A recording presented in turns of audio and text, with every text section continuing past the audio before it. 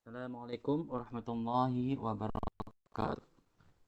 Waalaikumsalam warahmatullahi wabarakatuh. Baik, sambil menunggu rekan-rekan yang lain yang insya Allah bergabung, mari kita awali perkuliahan kita pada malam hari ini dengan membaca doa sebagaimana biasa. Semoga apa yang kita pelajari nanti dan maupun yang sebelum-sebelumnya maupun yang nanti akan datang senantiasa bermanfaat, berkah fid din wa dunya wal akhirah. Amin ya rabbal alamin. Bismillahirrahmanirrahim. Nastaghfirullah sambil wa abauna rajaluna waslafuna salihun. Anallahu yadkhulu niyatana fi niyatihim wa amalana fi amalihim wa akhlaqana fi akhlaqihim wa ulumana fi ulumihim wa maqasidana fi maqasidihim على هذه النية وعلى كل نية صالحة من الخير في الدنيا والآخرة دافعة لكل شر جالبة لكل خير لنا ولوالدينا ولأولادنا ولمشايخنا ولمن أحبنا فيك ولمن أساء إلينا والمسلمين والمسلمات يا رب العالمين وإلى حضرة نبينا محمد صلى الله عليه وسلم بسر الفاتحة. أعوذ بالله من الشيطان الرجيم. بسم الله الرحمن الرحيم. الحمد لله رب العالمين الرحمن الرحيم مالك يوم الدين إياك نعبد وإياك نستعين اهدنا الصراط المستقيم صراط الذين أنعمت عليهم غير المغضوب عليهم ولا الضالين رب اغفر لي ولوالدي وللمؤمنين آمين. بسم الله الرحمن الرحيم. نويت التعلم والتعليم والتذكر والتذكير والنفع والانتفاع والإفادة والاستفادة والحث على التمسك بكتاب الله وسنة رسوله والدعاء إلى الهدى والدلالة على الخير ابتغاء وجه الله ومرضاته وقربه وثوابه. سبحانك لا علم لنا إلا ما علمتنا إنك أنت العليم الحكيم. رب اشرح لي صدري ويسر لي أمري واحلل عقدة من لساني يفقه قولي. رضيت بالله ربا وبالإسلام دينا وبمحمد صلى الله عليه وسلم نبيا ورسولا. ربي زدني علما وارزقني فهما واجعلني من الصالحين. اللهم إنا نسألك فهم النبيين وحفظ المرسلين وإلهام الملائكة المقربين. اللهم أغننا بالعلم وزينا بالحلم وأكرمنا بالتقوى وجملنا بالعافية برحمتك يا أرحم الراحمين. اللهم اخرجنا من ظلمات الوهم وأكرمنا بنور الفهم وافتح علينا بمعرفتك وسهل لنا أبواب فضلك يا أرحم الراحمين.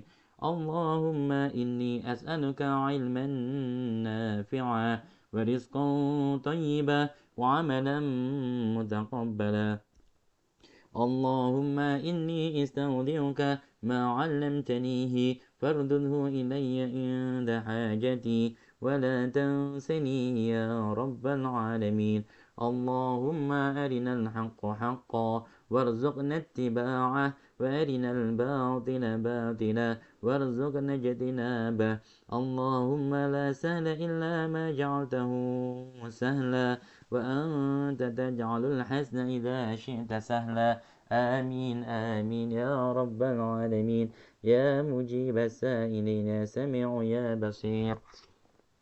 Baik, Alhamdulillah kita bisa bertemu pada malam hari ini sebagai pengganti perkuliahan kita jadwal regulernya. Sambil nanti kan ini pertemuan kita yang ketiga ya. Padahal kalau minggu reguler kita itu seharusnya sudah minggu ke-6. Berarti sebenarnya saya masih hutang 3 kuliah ya. Jadi nanti kalau misalkan rekan-rekan sekalian berkenan, besok kita kan kuliah reguler sore nih. Nggih, bener nggih. Karena saya lupa insya Allah besok nggih kita kuliah lagi sore. Kalau seandainya mau nanti mulai pekan depan, Rabu depan kita kuliahnya itu habis asar sama habis maghrib. Ya, jadi dua minggu nanti seperti itu. Jadi nanti utang kita bisa lunas.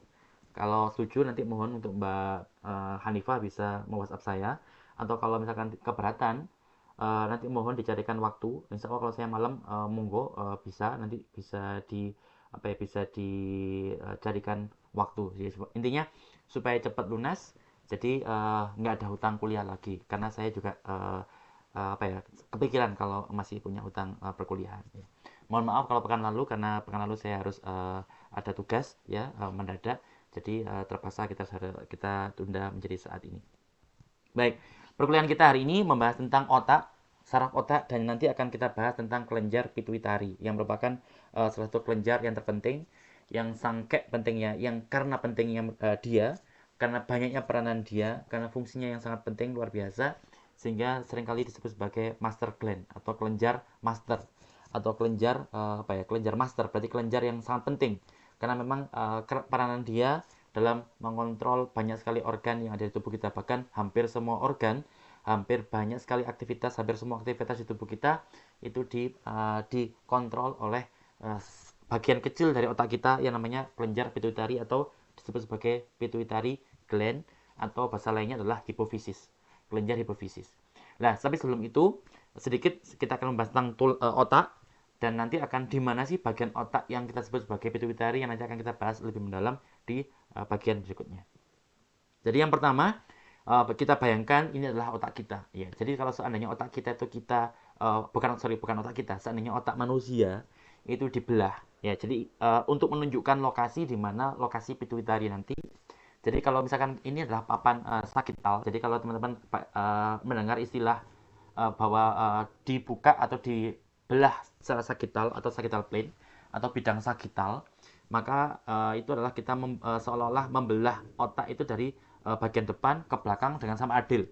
Jadi kanan kirinya itu sama-sama adil. Jadi seolah-olah seperti kanan itu bercermin pada yang kiri. Jadi benar-benar di tengah. Maka kalau kita buka di tengah, ya, maka kita akan mendapatkan tampilan semacam ini, ya. Jadi ini merupakan kalau tadi sudah kita buka, ya, sampel atau apa ya, model otak manusia, maka akan muncul tampilan semacam ini, ya. Jadi di sini ini merupakan bagian yang disebut sebagai talamus, ya. Talamus merupakan bagian yang penting. Kemudian di bawahnya talamus, di bawah itu hipo, ya. Berarti kalau di bawah ini ada namanya hipotalamus yang juga tidak kalah penting karena ternyata hipotalamus nanti itu merupakan salah satu regulator atau pengontrol daripada kelenjar pituitari. Nah, ini merupakan objek utama kita yang kita bahas mendalam di pertemuan kita kali ini. Di sini yang kita sebut tadi sebagai kelenjar master karena memang peranan dia sangat penting. Dulu dianggap paling penting, ya, tapi belakangan diketahui ternyata aktivitas daripada kelenjar, mohon maaf bentar. Tapi ternyata belakangan diketahui bahwasanya aktivitas daripada kelenjar pituitari itu diregulasi, dikontrol oleh namanya hipotalamus. Ya, jadi hipotalamus itu merupakan bagian berada di bagian atas daripada kelenjar pituitari dan di bawahnya talamus. Karena hipo itu di bawah, talamus berarti di bawahnya talamus, maka inilah namanya hipotalamus, ya. Kemudian ini merupakan sumsum tulang belakang yang sering regulasi pergerakan refleks kita, ya. Kemudian ini merupakan cerebellum, bagian ini disebut sebagai cerebellum. Kemudian ini cerebrum, ya, nanti mungkin tidak akan kita bahas mendalam tentang hari ini, tapi kemudian nanti di pertemuan berikutnya kita akan bahas tentang pineal. Ini yang bagi beberapa orang dianggap sebagai indera keenam, ya. Mengapa seperti itu? Tunggu nanti perkuliahan berikutnya kalau kita membahas tentang kelenjar pineal. Tapi kurang lebih semacam itu.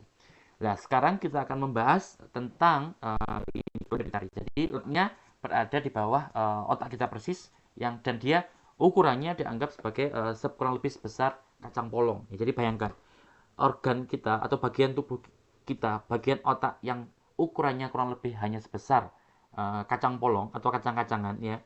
Tapi ternyata manfaatnya luar biasa. Lagi-lagi apa yang kita pelajari hari ini nanti tidak lepas semakin menunjukkan kepada kita bahwasanya Allah memang zat yang luar biasa karena salah satu mekanisme tubuh kita yang sangat kompleks itu tidak lepas daripada fungsi regulasi di saat kecil ini. Jadi bayangkan, ya, jadi seperti itu. Ya, kembali lagi sedikit untuk memperjelas kalau kita sekarang misalkan kita melihat di bagian bawah otak ini. Jadi model otak ini kalau kita lihat, kita intip dari bagian bawahnya semacam ini, dari ujung mata panah ini, maka kita akan mendapatkan tampilan semacam ini. Nah, jadi di sini kita lihat kelenjar pituitari atau kelenjar hipofisis itu bagian ini, ya. jadi ke bawah. Jadi persis hampir di tengah-tengah otak kita, di bawah bagian otak, tapi di bagian tengah. Jadi kita bayangkan, lihat, ini merupakan bagian yang tadi kita belah, ya, kita belah di bagian sini, maka pituitari persis ada di bagian tengahnya, ya. Jadi lokasinya memang sangat strategis. Kalau kita berbicara tentang fungsinya pun juga sangat luar biasa penting. Lagi-lagi tidak heran karena kalau kelenjar ini itu dianggap sebagai kelenjar master atau kelenjar yang sangat penting. Kalau kita dengar istilah istilah di Cina, master kungfu, itu berarti kan guru kungfu yang sangat tinggi derajatnya. Ya. Maka di sini pun juga kalau master gland berarti dibandingkan kelenjar-kelenjar yang lain, kelenjar-kelenjar endokrin yang lain, ya, maka posisi atau tingkat kepentingan daripada kelenjar pituitari ini juga merupakan salah satu yang terpenting dibandingkan yang lainnya. Kalau sekarang kita lihat ke bawah lagi sedikit, maka ini merupakan letak daripada kelenjar ini. Jadi memang seperti lagi-lagi seperti kacang. Ada dua lobus, ini disebut sebagai lobus ya. Nanti ada lobus anterior yang bagian depan, ada lobus yang posterior yang bagian belakang ya.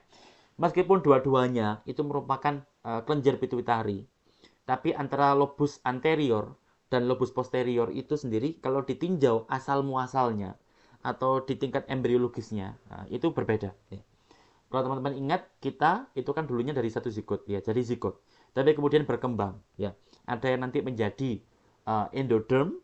Mungkin kalau teman-teman ingat mengapa kok manusia disebut sebagai organisme tripoblastik, karena di tahapan berikutnya setelah zigot itu nanti akan ada namanya endodermis, ada namanya mesodermis, ada namanya ektodermis.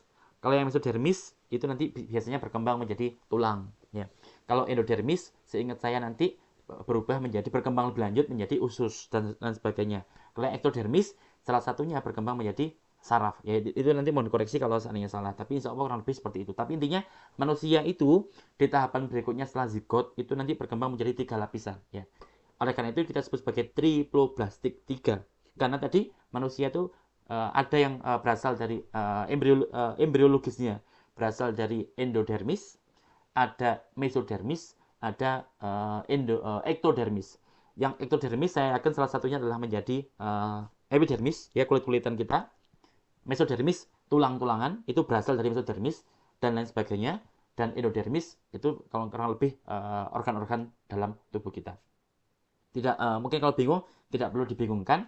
Kita kembali lagi ke sini, jadi sekedar menunjukkan bahwasannya asal muasal dua lobus, ini kan lobus ya, lobus 1, 2, itu meskipun sama-sama bagian daripada kelenjar pituitari, tapi kalau kita tengok sejarahnya, asal muasalnya dari garis mana, maka garisnya berasal dari garis yang berbeda antara kelenjar pituitari anterior dengan kelenjar pituitari posterior. Anterior, posterior.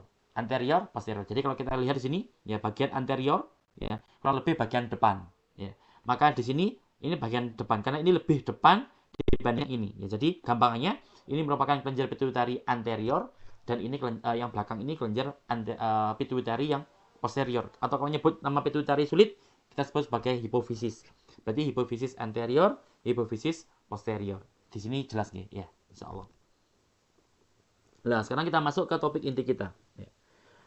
Jadi kelenjar pituitari merupakan lagi-lagi merupakan kelenjar yang sangat penting dan dia menghasilkan beberapa hormon yang hormonnya juga sangat penting karena hormon ini meregulasi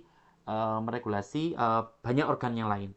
Teman-teman ingat, hormon itu adalah molekul yang seringkali merupakan molekul mediator yang seringkali digunakan untuk meregulasi atau mengontrol sel-sel yang letaknya berjauhan. Ya. Ingat teman-teman kemarin di pertemuan kita sebelumnya, ya, kurang lebih bahwasannya kalau kita berbicara ada namanya autokrin, ada namanya parakrin, ada namanya juxtakrin, ada namanya endokrin. Kalau sekilas tentang autokrin kemarin, jadi sel-sel di tubuh kita itu juga perlu komunikasi. Ini sekilas. Kalau namanya autokrin, maka sebuah sel, anggaplah sebuah sel ingin berkomunikasi dengan sel yang lainnya, tapi letaknya berdekatan. Jadi autokrin itu adalah misalnya gini. Saya adalah sebuah sel. Maka saya memproduksi molekul tertentu. Saya keluarkan ke lingkungan ekstraseluler, ke lingkungan luar tubuh saya, ke lingkungan luar sel. Kemudian molekul itu saya tangkap kembali atau saya ikat kembali. Dengan harapan dengan diikatnya molekul itu oleh saya sendiri, namanya makanya auto ya. Jadi kayak otomatis itu ya auto, maka molekul yang saya buat tadi saya keluarkan, kemudian saya tangkap lagi dengan harapan supaya aktivitas saya semakin kuat. Jadi saya mengontrol diri saya sendiri ya. Tapi di literatur yang lain disebutkan bahwasannya bisa juga saya memproduksi molekul tertentu, kemudian molekul itu saya keluarkan ke lingkungan luar tubuh saya, kemudian nanti ada sel lain yang sejenis dengan saya, itu menangkap molekul itu. Jadi saya meregulasi sel lain yang sejenis dengan saya. Jadi intinya harus dekat. Jadi autocrine ini merupakan komunikasi yang sifatnya lokal. Ya, komunikasi yang sifatnya lokal. Seperti kalau jenengan, ya jenengan ngirim WhatsApp ke nomor jenengan sendiri. Kan sekarang bisa nih. Jadi jenengan karena kepingin menyimpan pesan tertentu, supaya pesan itu tersimpan di WhatsApp-nya jenengan, supaya nanti jenengan kalau membuka mencari pesan itu lebih gampang, maka jenengan mengirimkan pesan WhatsApp ke nomor jenengan sendiri. Ya, jadi bayangannya seperti itu. Saya membuat molekul sendiri, molekulnya saya lepaskan keluar dengan tujuan supaya saya tangkap lagi, supaya apa? Supaya saya lebih giat kerjanya. Itulah contoh daripada autocrine. Jadi saya mengontrol diri saya sendiri dengan harapan supaya kerja saya, aktivitas saya semakin kuat. Itu autocrine merupakan komunikasi yang sifatnya lokal yang pertama. Ada namanya yang kedua. Apa itu paracrine? Paracrine itu merupakan bentuk komunikasi, yaitu saya atau sel, saya itu sel, saya membuat molekul tertentu. Anggap molekul A namanya. Molekul A ini mengandung sinyal. Ya, jadi kalau saya ingin komunikasi, maka saya buat pesan. Ya. Pesannya namanya pesan A. Pesan A ini saya buat, kemudian saya kirimkan, dan saya kirimkan ke jarak dekat, ke tetangga. Ya, jadi ada sel tetangga yang dia bisa jadi dia berbeda jenis dengan kita, tapi dia mampu menangkap pesan kita dan mampu memahami pesan kita. Sehingga nanti dia akan memunculkan respon sebagaimana yang kita harapkan. Nah, berarti komunikasi semacam ini, komunikasi jarak dekat antara saya, sel iksan misalkan, dengan sel tetangga saya, yang mana mereka bisa memahami pesan saya, maka itu disebut sebagai paracrine. Komunikasi lokal tapi antar sel yang berbeda. Paracrine, ya ingat paracrine. Ini nanti keluar ketika UTS ya. Kemudian yang ketiga, juxtacrine. Nah, juxtacrine ini hampir sama tapi berbeda.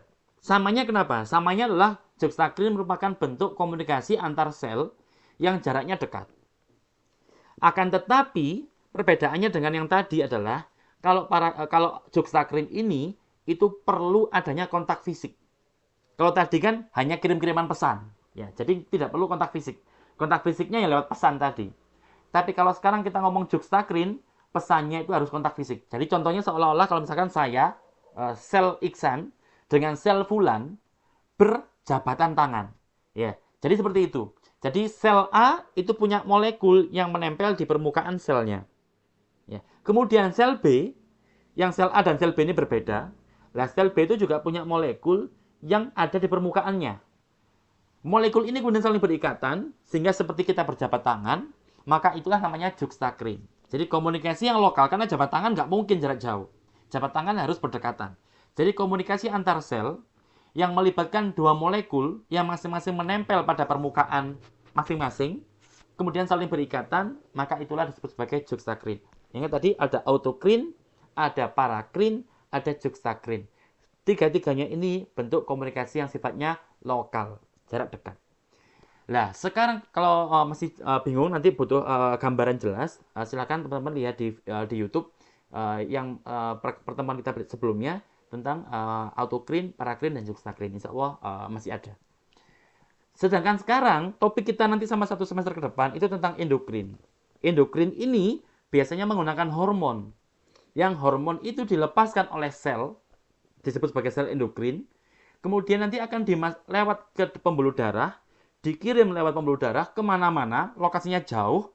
Dan nanti sel-sel yang letaknya jauh tadi, yang bisa menangkap hormon itu, kemudian bisa memahami pesan yang dibawa hormon itu, dan bisa menerjemahkan.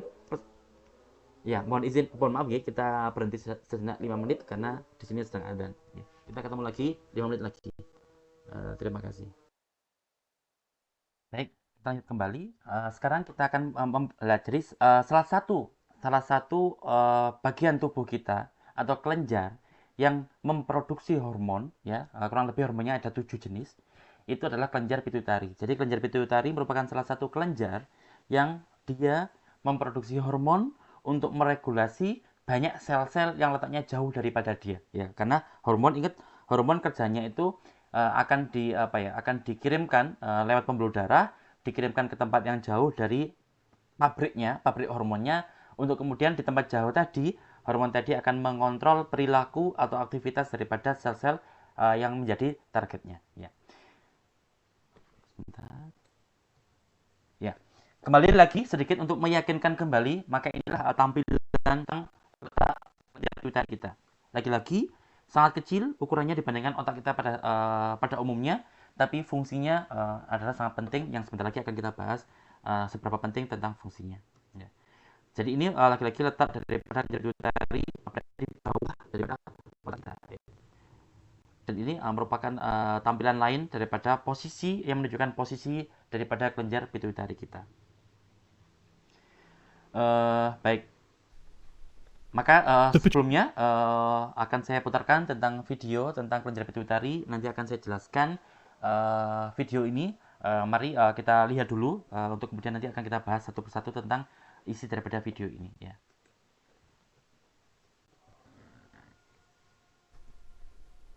The pituitary gland is a very important ductless gland which releases a number of different hormones into the blood.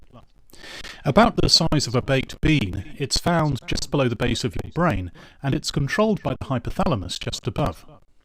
The hypothalamus is a very important region of the brain, involved in controlling many of the body's functions, including maintaining temperature, appetite, metabolic rate, and reproduction.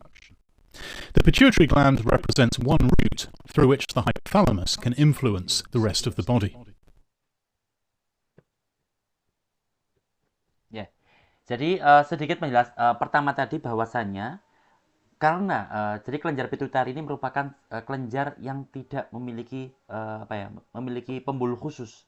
Jadi dia tidak memiliki jalur khusus karena dia disebut sebagai endokrin.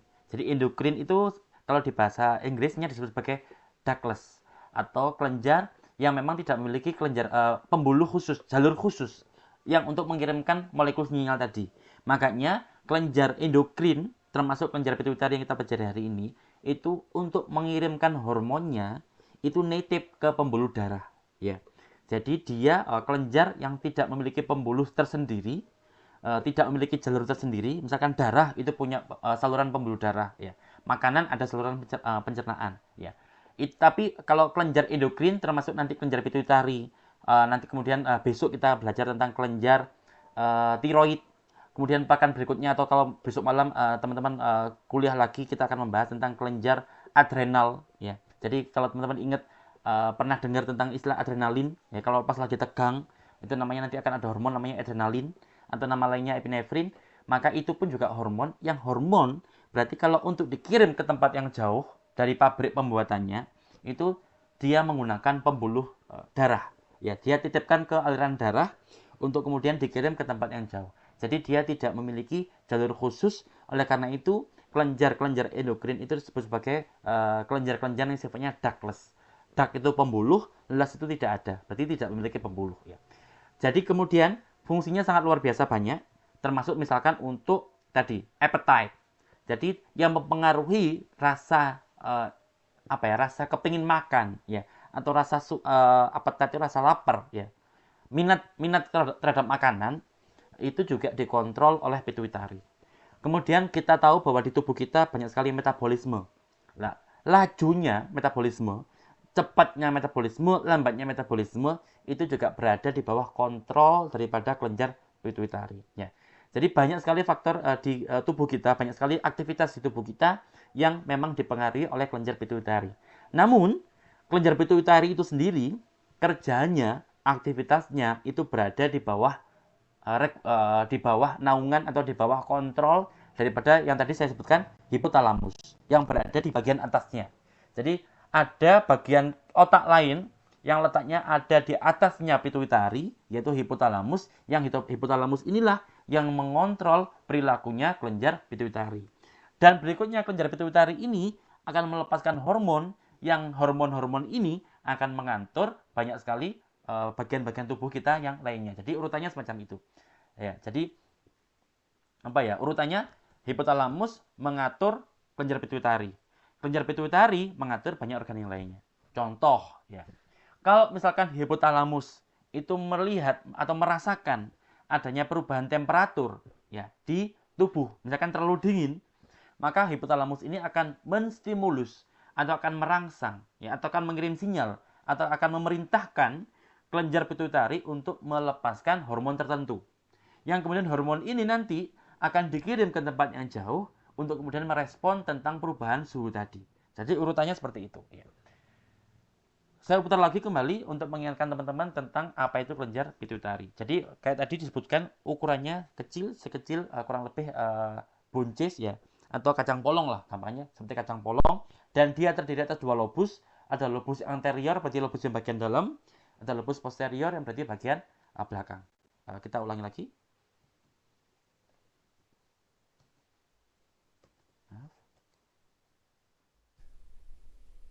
The pituitary gland is a very important ductless gland which releases a number of different hormones into the blood. About the size of a baked bean, it's found just below the base of your brain, and it's controlled by the hypothalamus just above.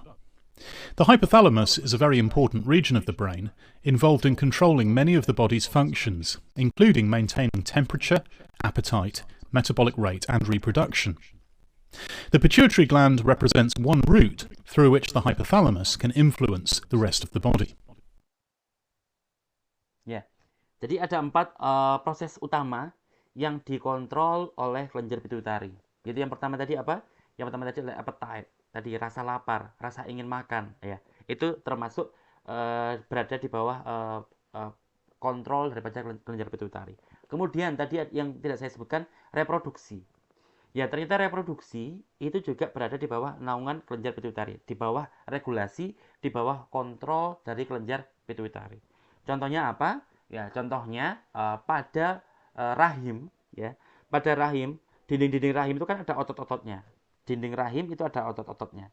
Dan otot-otot di sana itu nanti akan mendapatkan pengaruh dari hormon yang diproduksi oleh kelenjar pituitari. Supaya apa? Supaya kalau memang sudah waktunya kelahiran, maka otot-otot tadi akan mendapat kiriman hormon. Setelah mendapatkan hormon itu, nanti dia akan berkontraksi. Jadi otot-ototnya akan berkontraksi, sehingga dinding-dinding rahim itu akan mendorong bayi supaya keluar.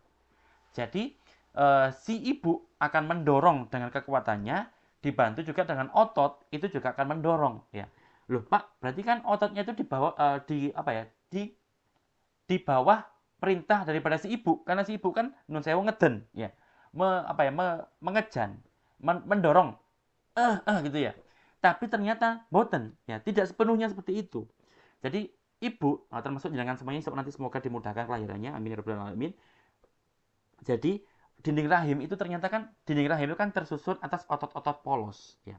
Otot polos itu kerjanya adalah secara involuntir atau tidak berada di bawah kesadaran kita.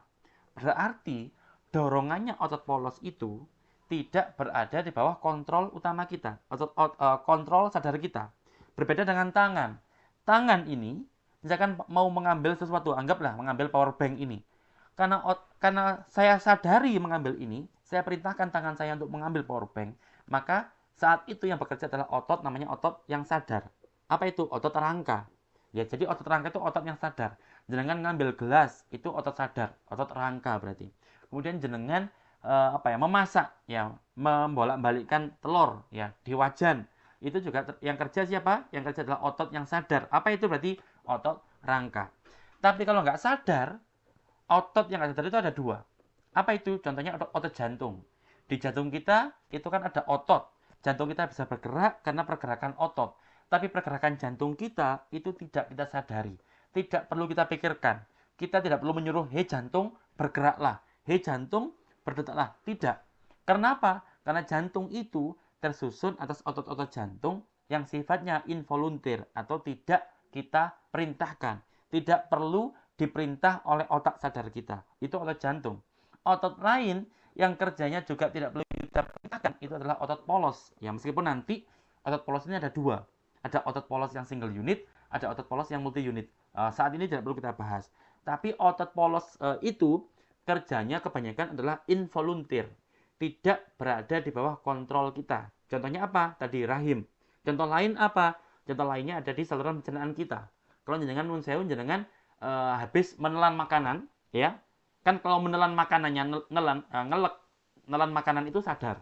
Jadi yang ketika menelan makanan itu ototnya bekerja, otot rangka.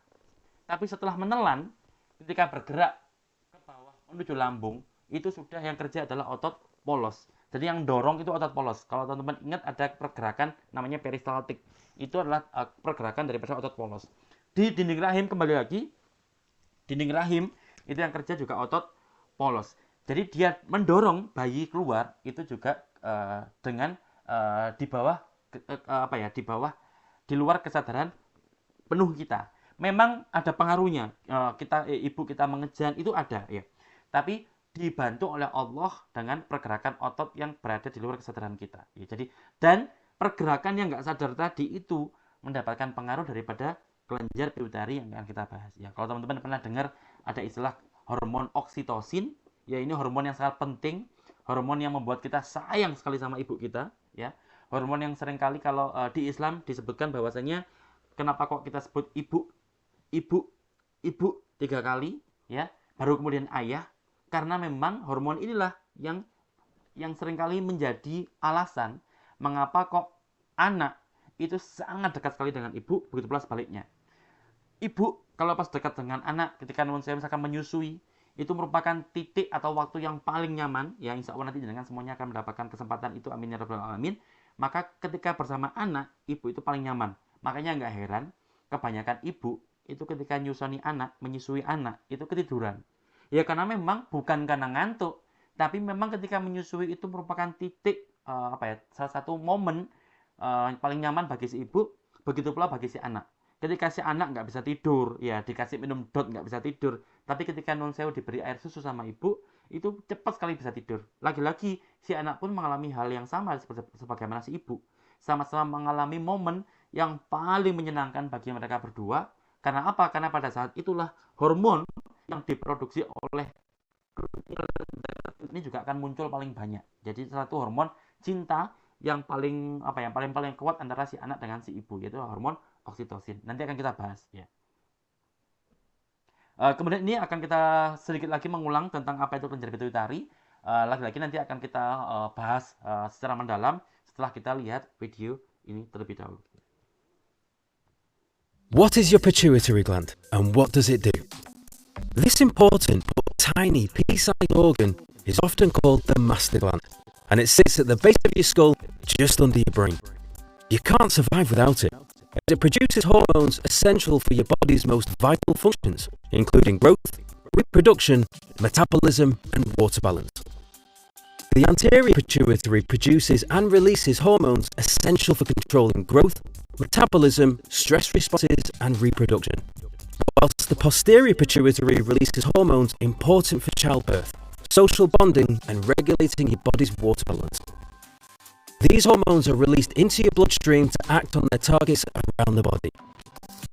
The pituitary gland plays a critical role in maintaining balanced levels of these hormones, a process known as homeostasis. If homeostasis is disrupted by hormone levels that are too high or too low, the pituitary acts to correct the imbalance. But what if this goes wrong? An overactive or underactive pituitary can lead to serious conditions. For example, overactive production of growth hormone in childhood can lead to gigantism, whilst underactivity can lead to abnormal development of children being very short. Robert Wadlow, the tallest man ever to have lived, reached a height of 8 foot 11 inches due to gigantism. If your pituitary stimulates overproduction of steroid hormone from your adrenal gland, it can cause a condition called Cushing's syndrome. This messes with your metabolism, leading to serious symptoms, including weight gain, high blood pressure, and diabetes. It's rumoured that this may explain King Henry VIII's distinctive round face and belly. The good news is that pituitary problems are often simple to manage by inhibiting excessive hormone release through medicine or surgery, or by taking hormones to boost low levels. Your pituitary gland is hugely important for your overall health, and as the master gland, it makes sure that all your essential hormones are working in balance. You can learn more about the pituitary gland on the You and Your Hormones website. Jadi tadi, teman-teman, seperti yang tadi saya sebutkan, salah satu hormon yang dihasilkan oleh kelenjar pituitari tadi berkaitan dengan social bonding, hubungan sosial antara ibu dengan anak. Yang tadi saya sebutkan lewat hormon namanya oksitosin, si ibu dengan si anak itu memiliki ikatan yang luar biasa dalam. Jadi memang secara kodrat anak dengan ibu itu memang sangat dekat. Ya. Kalaupun ada kasus per kasus, ya, ada beberapa anak sebagian kecil yang anak ini tidak akur dengan si ibu. Naudzubillah min dzalik, semoga kita tidak ada yang seperti itu. Ya, jadi memang ya, jadi secara kodrat anak dengan ibu itu seharusnya adalah akur. Itu sudah kodrati, sunatullahnya semacam itu. Kalaupun ada, jadi semoga tidak ada di antara kita yang mengalami hal itu. Ada beberapa orang yang mengalami hubungan tidak baik dengan si ibu, maka pasti efeknya itu luar biasa menyakitkan, ya. Karena apa? Secara alami, secara biologis seharusnya memang dekat, ya. Ketika si ibu memberikan susu kepada si anak dan sebagainya, itulah momen yang terpenting. Oleh karena itu, kalau kita membahas tentang hukum Islam, meskipun memberi air susu itu tidak wajib bagi ibu kandung, ya, tidak wajib bagi ibu kandung, karena yang wajib memberikan air susu adalah si ayah. Itu merupakan tanggung jawab si ayah. Jadi si ayah itu boleh harus mencarikan ibu susuan, ya. Oleh karena itu di kita kan juga sunnah mencari ibu susuan, ya. Tapi kalau seandainya ibu kandung bersedia untuk memberikan air susunya kepada si anak, maka itu bisa menjadi kesempatan untuk ibadah yang luar biasa. Pahalanya luar biasa besar. Karena tidak diwajibkan, tapi mau, maka berarti pahalanya luar biasa. Ditambah lagi, momen memberikan air susu kepada si bayi tadi, itu kesempatan untuk si ibu membentuk social bonding, atau ikatan atau hubungan sosial dengan si anak. Itu momen yang tadi saya sebutkan, momen yang paling nyaman, tanpa perlu kita pikirkan, tanpa perlu kita desain, oke, aku nanti dengan anakku harus aku buat acara yang sangat mewah, acara yang sangat meriah. Tidak perlu. Cukup memberikan air susu, di saat itulah terjadi momen yang paling menyenangkan, karena saat itulah terjadi banjiran, hormon oksitosin itu banjir. Di si anak banjir, di si ibu itu juga meluap-luap. Sehingga ketika saat itu, anak merasa sangat nyaman ketika menerima air susu dari ibu. Begitu pula sebaliknya, ketika si ibu memberikan air susu pada si anak, itu juga momen yang paling menyenangkan. Itu salah satu fungsi daripada kelenjar pituitari. Termasuk nanti, kalau tubuh kita kekurangan air, ya, maka tubuh kita akan mengatur sedemikian cara, supaya apa? Supaya air kencing kita itu juga nanti menjadi air kencing yang kental. Maksudnya kental itu apa? Maksudnya tidak terlalu banyak mengandung air. Apa maksudnya? Jadi kan air kencing itu kan sebenarnya pembuangan limbah. Urin kita itu kan pembuangan limbah. Limbah itu harus tetap dibuang. Tapi sekarang masalahnya adalah tubuh kita kurang air, misalkan. Kalau tubuh seseorang kurang air, padahal dia harus membuang limbah, maka limbah itu tetap dibuang, tapi dengan kandungan air yang sedikit. Supaya apa? Supaya simpanan air atau kadar air atau level air di tubuhnya kita itu tetap ada, tetap stabil. Dan siapa yang mengatur itu? Yang mengatur itu juga kelenjar pituitari. Ya. Termasuk tadi, kelenjar pituitari itu juga berfungsi untuk mengatur keseimbangan. Ya. Jadi fakta bahwa saat ini saya dengan semuanya bisa kuliah, bisa duduk dengan baik, dengan tenang, tidak merasa sakit di bagian-bagian tertentu, bisa mendengarkan penjelasan saya pun bisa menjelaskan dengan lancar, ya. Jenengan pun bisa mendengarkan dengan tenang, dengan paham. Itu tanda bahwasannya di tubuh kita semuanya ini, semua hormon kita sedang bekerja dengan sebagaimana mestinya. Tidak ada yang terlalu berlebihan, tidak ada yang terlalu tinggi, tidak ada yang terlalu pendek, seimbang. Dan yang mengatur keseimbangan ini adalah kelenjar pituitari. Jadi kelenjar pituitari itu berfungsi juga untuk mengatur homeostasis. Yang tadi disebutkan, homeostasis itu berarti seimbang, ya. Buktinya apa? Kalau saja hormon kita tidak seimbang, yang mana alhamdulillah kita semuanya seimbang, kita sehat semuanya, tapi tadi digambarkan bahwasanya salah satu sebab atau salah satu contoh bila mana ada seseorang yang kelenjar pituitarinya tidak bekerja maksimal atau tidak bekerja normal, maka tadi ada beberapa hormon yang berlebihan. Yang kalau berlebihan, ya, maka ada seseorang itu yang sampai tingginya itu hampir 3 meter. Ya, yang tadi tinggi badannya itu sampai 2,7 meter, ya, hampir 3 meter. Hanya kurang 30 cm sudah 3 meter. Dan karena tingginya itu memang tidak normal, ya, beliau pun juga meninggalnya dalam usia muda 22 tahun, ya. Jadi saat ini kita semua sedang duduk di sini, kuliah bersama-sama, belajar bersama-sama dengan tenang, dengan lancar, dengan sehat. Itu tanda bahwa kerja pituitari kita, ya, yang berada di yang ada di bawah otak kita, ya, dia bagian otak kita, tapi dia di bawah, ya, maka dia saat ini sedang bekerja dengan normal. Alhamdulillah. Ini juga perlu kita kirimi Al-Fatihah, ya, supaya dia bisa bekerja dengan lancar sampai nanti akhir hayat kita, ya, insya Allah. Maka kemudian itu juga tanda-tanda dia bekerja dengan baik. Ada banyak hal lain, ya, ada banyak hal lain yang dikontrol oleh kelenjar pituitari, ya, kayak tadi.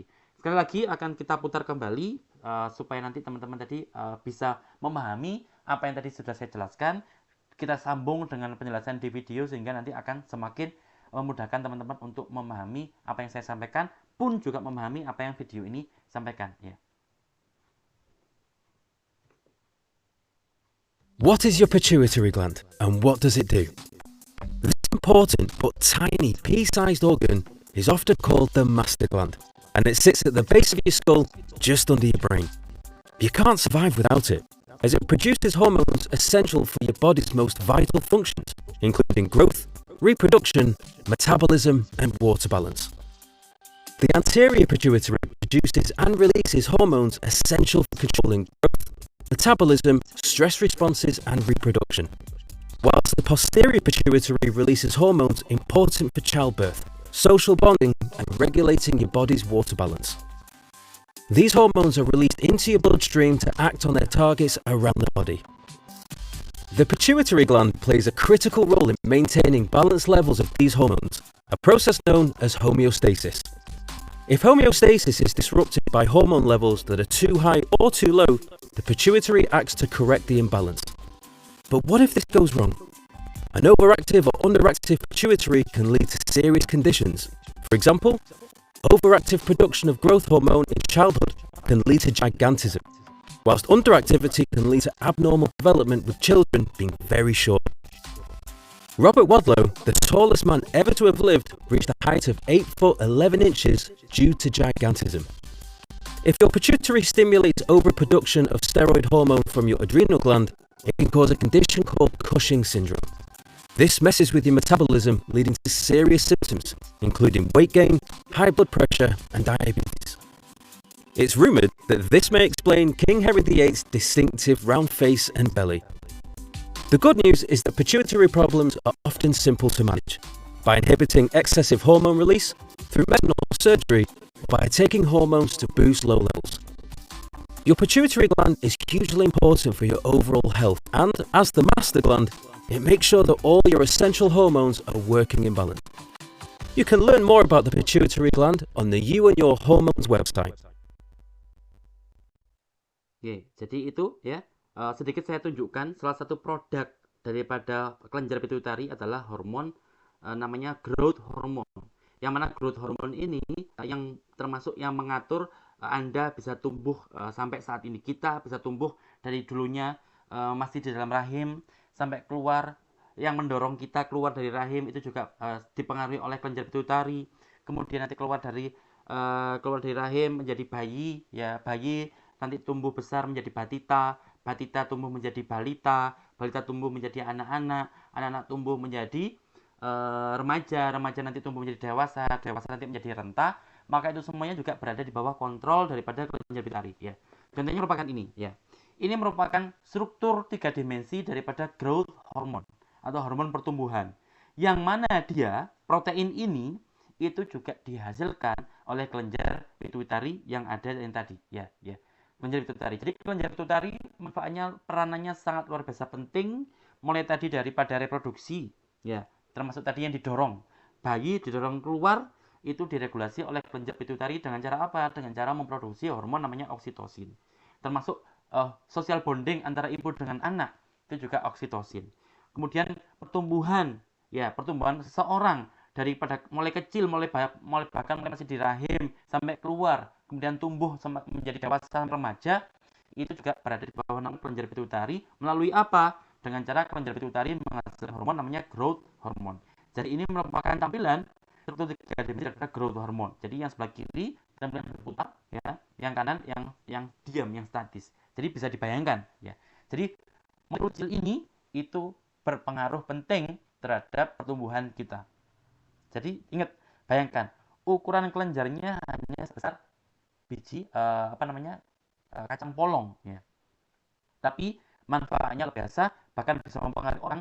Kalau kelenjar pituitari terlalu aktif, bisa menimbulkan gigantisme atau penyakit yang badan sangat tinggi sekali, ya, tinggi tapi non sewu usianya pendek karena memang tidak ada homeostasis, tidak ada keseimbangan. Lagi-lagi duduknya kita saat ini, kalau memang ada yang merasa jelek, ya, padahal tidak ada yang jelek. Karena apa? Sejelek-jeleknya kita tanda kutip, kita itu tubuh kita itu seimbang. Semua proses di tubuh kita yang sangat kompleks, yang sangat sulit untuk kita bayangkan, yang sangat sulit untuk kita pikirkan, itu saat ini sedang seimbang. Seimbang itu bukan berarti harus 5/5. Ya, jadi yang sering saat ini digembor-gemborkan oleh orang-orang barat bahwa kita itu harus setara. Setara itu ya 5/5, ya. Padahal setara itu nggak harus sama, ya. Maaf, adil itu beda dengan setara. Contoh sedikit melenceng, ya. Adil itu jauh lebih penting, jauh lebih bagus, jauh lebih maslahah dibandingkan setara. Setara itu contohnya adalah jenengan nanti misalkan punya anak pertama kuliah, ya, kuliah di ISNU, anak kedua masih SMA atau masih SMP, anak pertama kuliah di ISNU, anak kedua SMP. Tapi kalau menganut ajarannya orang barat, maka yang kuliah itu diberi uang saku 50.000 1 minggu misalkan, ya. Yang kuliah dikasih uang saku 50.000 demi untuk mencapai kesetaraan, equality, kesamaan. Maka anak yang nomor 2 yang SMP tadi juga diberi uang 50.000, ya. Dalam konteks kesetaraan ini setara. Si kakak yang kuliah di UNU Pasuruan dapat uang 50.000 1 minggu, si adik yang sekolah SMP dapat uang 50.000. Tapi apakah ini adil? Bagi saya nggak adil. Kenapa nggak adil? Karena bagi si kakak yang kuliah di UNU Pasuruan, dalam waktu 1 minggu ada tugas banyak membuat makalah. Makalah perlu ngeprint. Nggak punya print di rumah, harus ngeprint di luar, bayar. Kemudian ada tugas membuat poster, ngeprint lagi, bayar. Nah, si adik SMP, bandingkan beban yang ditanggung si kakak sebagai seorang mahasiswa ataupun mahasiswi di UNU Pasuruan relatif lebih berat daripada si adik yang masih sekolah SMP. Sehingga kalau kita mau adil, maka si kakak seharusnya dapat uang saku yang lebih besar daripada si adik. Kenapa? Karena beban si kakak lebih berat sebagai mahasiswa dibandingkan si adik yang masih SMP, ya. Jadi dalam konteks keadilan, si kakak itu nggak apa-apa kalau diberi uang saku, misalkan anggaplah 100.000 atau 200.000 1 minggu. Si adik 50.000 1 minggu. Itu sudah cukup bagi si adik, 200.000 cukup buat si kakak. Inilah konsep keadilan, ya. Kembali lagi ke sini, ya. Bahwa tubuh kita saat ini seimbang. Seimbang itu maksudnya homeostasis. Homeostasis itu berarti bisa jadi levelnya atau konsentrasinya tuh yang di sana kecil, di sana besar. Tapi kecil besar ini adalah seimbang, homeostasis. Membuat kita saat ini bisa merasa sehat. Tidak ada satu sakit apapun, alhamdulillah. Dan yang mengatur itu semua lagi-lagi merupakan kelenjar pituitari. Kemudian tadi masuk air, kelenjar pituitari. Ya, nanti ada namanya hormon yang hormon yang nanti dikeluarkan untuk namanya kelenjar yang hormon nanti akan dikeluarkan untuk mengatur tadi. Apakah kita perlu membuang urin dengan encer atau membuang urin dengan agak kental? Maksudnya apa? Bukan kental seperti susu kental manis, bukan, tapi kental maksudnya artinya kadar airnya dikurangi, ya. Itulah contoh kelenjar pituitari. Lanjut. Kalau ada pertanyaan silakan nggih. Saya langsung aja di unmute jadi langsung bertanya. What is your Nah, sekarang kita masuk. Ini merupakan gambaran, ya, skematik tentang struktur daripada kelenjar pituitari kita. Jadi selalu identik dengan ada 2 lobus. Meskipun saat ini ditemukan katanya ada 3 lobus. Ini lobus yang anterior, yang depan. Ini lobus yang posterior. Jadi anterior itu depan, posterior belakang. Tapi juga beberapa literatur menyebutkan ada namanya lobus intermediate, berarti di tengah-tengah. Ya. Meskipun sangat sedikit sekali literatur yang membahas itu. Kebanyakan, hampir semua literatur, kalau sudah membahas tentang kelenjar pituitari, maka pasti menyebutkan ada pituitari anterior, ada pituitari yang posterior. Maaf, saya lupa mengupaya. Ya.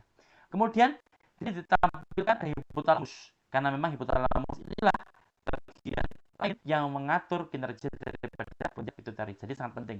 Lagi-lagi dia disebut sebagai hipotalamus karena letaknya dia berada di bagian bawah daripada talamus. Jadi di atasnya ini ada namanya bagian lain namanya talamus. The anterior pituitary gland is known as the adenohypophysis. It's not made of neural tissue, so it has to be controlled by the hypothalamus in a different way. What happens is that the hypothalamus releases its own hormones, called releasing hormones, into special blood vessels called portal vessels, which take these releasing hormones directly to the anterior pituitary gland. This is quite unusual from a circulatory point of view, because normally capillaries lead to venules, lead to veins, and go back to the heart. But in this case, capillaries at the base of the hypothalamus lead to veins which drain directly to the anterior pituitary, where there's another capillary bed.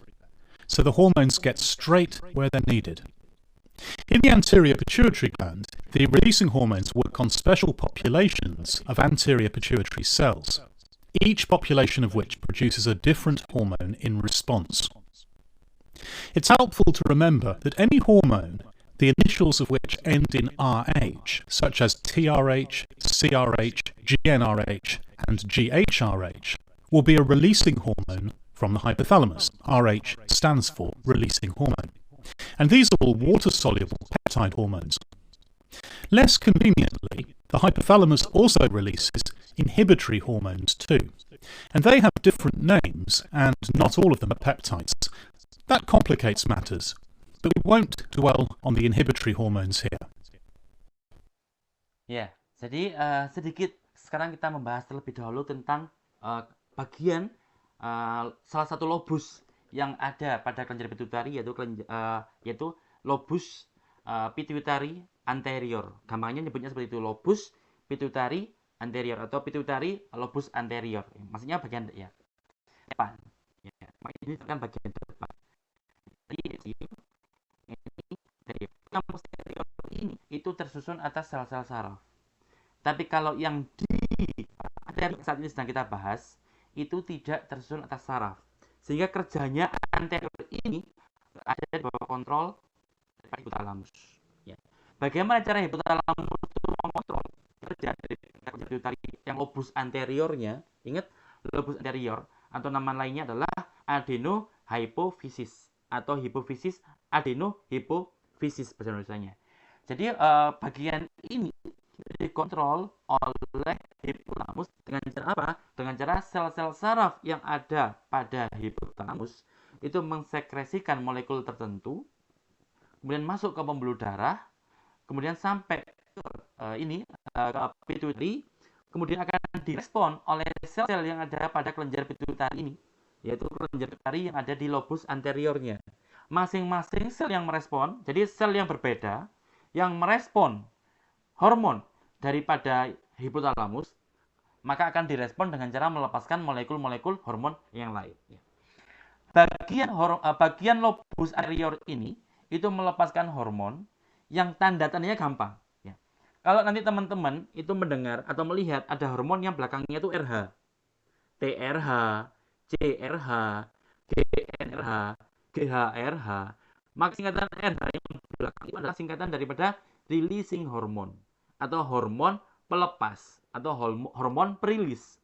Maka ini merupakan nama yang khas menunjukkan bahwa hormon ini itu produksi atau dihasilkan oleh kelenjar pituitari lobus anteriornya. Ya, jadi kalau sudah ada hormon yang nama akhirnya adalah releasing hormone atau RH, maka itu adalah tanda-tanda bahwa dia merupakan hormon yang dibuat oleh kelenjar pituitari khususnya atau pada bagian yang namanya lobus anterior ini atau lobus bagian depan. Dan semua hormon dihasilkan oleh pituitari yang berakhiran RH itu merupakan water soluble peptide. Ingat, peptide itu apa? Peptide itu merupakan untaian beberapa asam amino. Bayangkan kayak tasbih, yang mana tasbih itu butiran-butiran tasbihnya itu merupakan asam amino. Maka kalau misalkan anggaplah ada sebuah hormon yang tersusun atas beberapa asam amino sehingga membentuk rantai pendek. Maka rantai pendek yang tersusun atas beberapa asam amino itu disebut sebagai peptida. Kalau panjang dan nanti kemudian akan melipat-lipat disebut sebagai protein. Ya, makanya protein itu juga sering disebut sebagai polipeptida. Ingat, peptida itu merupakan bagian kecil daripada protein karena sama-sama tersusun atas asam amino. Peptida tersusun atas beberapa asam amino, kalau protein tersusun atas banyak asam amino. Ya, meskipun nanti ada protein juga yang tersusun atas sedikit asam amino. Intinya apa? Intinya protein sama peptida sama-sama tersusun atas asam amino, rantai asam amino. Ya. Makanya nggak heran protein pun sering disebut sebagai polipeptida. Poli itu banyak. Ya. Ada poligami, ya banyak. Ada poliandri, ya nggak boleh ya poliandri. Tapi intinya polinya itu banyak. Kemudian ada polipeptida. Berarti protein itu polipeptida karena apa? Karena dia tersusun atas banyak sekali asam amino, yang mana sebenarnya cukup pendek asam amino bisa membentuk satu peptida. Dan semua hormon yang diproduksi oleh lobus anterior yang namanya berakhiran RH atau releasing hormone itu merupakan hormon yang terbentuk dari peptida. Dan dia sifatnya larut di dalam air. Makanya bisa dikirimkan lewat darah. Kalau beberapa hormon lain, misalkan hormon steroid tadi. Hormon steroid itu hormon yang diproduksi oleh kelenjar lain, bukan kelenjar pituitari yang sekarang kita bahas. Jadi hormon steroid yang sering kita dengar itu merupakan hormon yang diproduksi oleh kelenjar adrenal yang letaknya ada di bagian atas ginjal kita. Jadi di bagian ginjal kanan kiri itu atasnya itu ada kelenjar, namanya kelenjar adrenal. Yang kelenjar inilah yang memproduksi hormon adrenalin ketika kita stres. Ya. Lah hormon-hormon termasuk juga hormon steroid. Hormon steroid itu tidak larut di dalam air. Berbeda dengan hormon RH ini. Hormon-hormon RH ini sifatnya larut di dalam air. Sehingga dia bisa dikirim langsung di dalam pembuluh darah tanpa perlu dibantu oleh protein lain. Yang protein lain ini berfungsi untuk membawa atau mengangkut hormon-hormon tadi. Kalau hormon steroid, karena dia tidak bisa larut di air, tapi dia bisa larut di lemak, maka dia ketika berada dalam darah, dia perlu dibantu oleh protein, ya, oleh karier protein. Protein yang tugasnya memang membawa hormon steroid. Karena steroid sendiri tidak bisa mengalir di dalam pembuluh darah, karena dia tidak suka dengan air. Ingat, darah kita sangat banyak mengandung air, sangat banyak mengandung plasma darah. Itulah bedanya. Nah, jadi kalau hormon-hormon yang dilepaskan oleh kelenjar pituitari, yaitu bagian lobe anteriornya, saat ini kita bahas, atau namanya adenohifisis atau pituitari anterior, itu merupakan hormon-hormon yang sifatnya water soluble atau larut di dalam air dan berupa dibuat atau bentuknya atau komponennya adalah komponen berupa peptida, berarti tersusun atas banyak asam amino. Di sisi lain, ternyata lobus anterior kelenjar pituitari adalah hormon-hormon yang sifatnya itu inhibitory. Hormon yang sifatnya itu malah menghambat kinerja daripada bagian-bagian lain tubuh kita. Dan hormon-hormon yang sifatnya inhibitory ini sayangnya tidak memiliki rumus nama yang jelas seperti nama yang tadi RH tadi. Buktinya apa?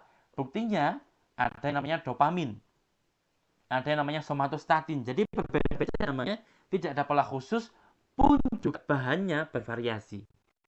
Tadi hormon yang releasing hormon yang RH tadi itu semuanya merupakan hormon yang sifatnya larut di dalam air dan tersusun atas beberapa asam amino. Tapi kalau yang hormon inhibitory, meskipun sama-sama diproduksi oleh kelenjar pituitari lobus anteriornya, tidak punya rumus penting, rumus yang saklek, begitu pula juga komponen dasar pembuatan ini juga tidak hanya dari peptide, bermacam-macam. Itulah perbedaan tentang hormon yang diproduksi oleh kelenjar pituitari, yaitu bagian anteriornya atau lobus anteriornya atau lobus bagian depannya dia, atau adenohipofisis. Semua namanya sama-sama menunjukkan lobus yang ada di bagian depan. Gampangnya lobus yang letaknya dekat dengan dahi kita, karena dahi kita depan. Maka lobus anterior pastinya kalau kita ukur, kita bandingkan jarak dia menuju dahi atau kening, itu pasti lebih dekat daripada lobus yang posterior, lobus yang belakang ini. Insya Allah jelas ya? Amin, insya Allah begitu jelas ya. Nah, kemudian kelenjar pituitari anterior yang barusan kita bahas dan saat ini pun juga masih kita bahas, itu dia memiliki 5 jenis sel ya. Maka teman-teman ingat tadi digambar di video tadi bahwasanya kalau hipotalamus mengirimkan sinyal ya hormon masuk ke pembuluh darah, kemudian nyampe ke kelenjar pituitari, ya saya ulangi, hipotalamus melepaskan molekul mediator atau hormon, kemudian hormon ini dikirimkan ke kelenjar pituitari. Ingat, berarti harus lewat pembuluh darah ya. Makanya tadi antara hipotalamus dengan kelenjar pituitari itu kan ada pembuluh darah tadi ya. Maka dikirimkan lewat situ, kemudian nanti sampai ke kelenjar pituitari, maka nanti di kelenjar pituitari ini akan direspon oleh siapa? Oleh sel-sel yang memang ada di lobus anterior kelenjar pituitari tadi. Yang mana jumlah selnya, jenisnya itu ada 5 jenis. Apa itu? Yang pertama adalah somatotrof. Yang kedua adalah tirotrof. Yang ketiga selnya namanya sel gonadotrof. Kemudian yang keempat adalah laktotrof. Ya. Yang kelima ada kortikotrof. 5 jenis sel ini, 5 tipe sel ini, kalau hormon yang diproduksi itu berarti ada 7 jenis hormon yang berbeda. Maksudnya total 5 sel ini memproduksi total 7 hormon. Ya. Jadi ingat ada 5 jenis sel yang berada di lobus anterior kelenjar pituitari. Yang mana masing-masing sel ini bila mana menerima sinyal dari hipotalamus, maka akan merespon dengan cara mengeluarkan hormon yang berbeda satu sama lainnya. Tapi kalau kita total ada 7 hormon, berarti ada 1 atau 2 hormon yang memproduksi lebih daripada 1 atau 2 sel yang memproduksi lebih dari 1 hormon. Karena total 7, sedangkan selnya ada 5 ya. Berarti anggaplah 5, 1, sedangkan ada sisa 2, berarti ada 2 sel minimal yang memproduksi lebih daripada 1 hormon. Nah, ini tampilan sel-sel yang ada pada lobus anterior kelenjar pituitari ya, bila mana kita lihat menggunakan mikroskop. Maka ini tampilan daripada somatotrof ya, mungkin agak kurang bisa kita bedakan, tapi ini merupakan tampilan daripada somatotrof dengan perbedaan kurang lebih 65 kali. Kemudian ini merupakan tampilan daripada tirotrof, gonadotrof, laktotrof, dan kortikotrof ya. Jadi kurang lebih semacam ini ya. Pastinya kalau ingin melihat lebih jelas, maka kita perlu menggunakan metode yang lainnya daripada metode yang digunakan di gambar ini. Tapi di sini hanya ingin menampilkan bahwasanya ada 5 jenis sel yang mana 5 jenis sel ini masing-masing bila mana mendapatkan sinyal dari kelenjar pituitari, dari hipotalamus, maka dia akan merespon dengan cara menghasilkan dan mensekresikan hormon yang berbeda satu sama lain. Pertama kita bahas tentang somatotrof dulu. Somatotrof ini merupakan sel yang dia berperan untuk mensekresikan hormon pertumbuhan, tadi growth hormone, yang tadi membuat orang tinggi sekali, atau seperti kita tingginya normal, atau beberapa orang ada yang tingginya itu tidak bisa bertambah sehingga relatif pendek ya. Jadi yang mempengaruhi itu siapa? Yaitu somatotrof, yaitu sel yang memproduksi hormon pertumbuhan manusia atau human growth hormone, yang gambarnya tadi bisa saya tampilkan di bagian cover slide PowerPoint ini.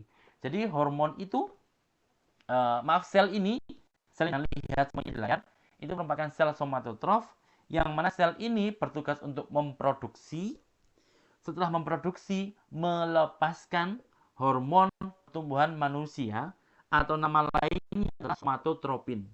Nama selnya somatotrof, nama produknya somatotropin. Somato itu sendiri artinya tubuh, tropin itu perubahan. Jadi hormon yang dikeluarkan oleh somatotrof ini mengubah tubuh bagaimana tadi? Bisa mempengaruhi tinggi badan seseorang ya, karena pengaruh daripada hormon growth hormone atau hormon pertumbuhan, atau nama lainnya adalah somatotropin ya. Kemudian hormon pertumbuhan atau nama lainnya adalah growth hormone itu juga berperan untuk merangsang beberapa jaringan agar mengeluarkan faktor pertumbuhan yang menyerupai insulin ya. Jadi hormon pertumbuhan tadi tidak saja mempengaruhi pertumbuhan ya. Namanya saja hormon pertumbuhan. Growth factor, hormon pertumbuhan. Namanya saja growth hormone, maka dia ternyata tidak saja mengatur pertumbuhan, tapi dia juga bisa menstimulus atau merangsang jaringan-jaringan tubuh lainnya untuk memproduksi protein yang namanya adalah insulin-like growth factor, yaitu faktor pertumbuhan yang menyerupai insulin-like ya.